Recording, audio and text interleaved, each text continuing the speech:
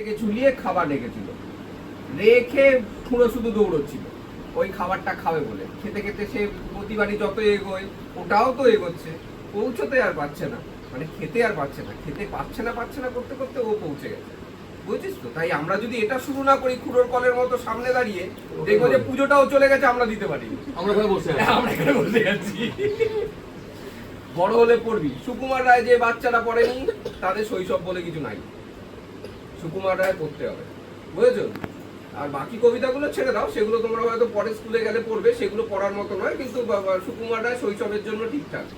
এখন অনেক নতুন নতুন কবি আছেন, লিখবেন, হ্যাঁ, তাদের কথা বাদ দাও, হ্যাঁ, যারা লেখেন তারা লেখেন, আরো কিছু পাবে, হ্যাঁ, হাতির কটা ঠ্যাং এইসব পাবে, হ্যাঁ, ভবিষ্যতে পাবে, হ্যাঁ, সেগুলো দিয়ে কিছু শিখতে পারবে না। সুকুমার রায় পড়লে শৈশবকে বুঝতে পারবে।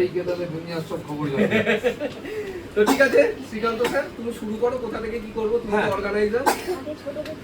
আগে ছোটদের থেকে, হ্যাঁ, মানে তুমি রাত 3টে পর্যন্ত অর্গানাইজ করেছো, পুরো ব্যাপারটাকে সেট করেছো, এটা তোমার দায়িত্ব।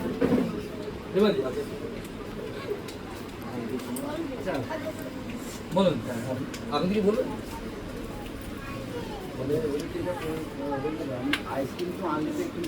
না না, আইসক্রিম ঠান্ডা হয়ে যাবে না, আইসক্রিম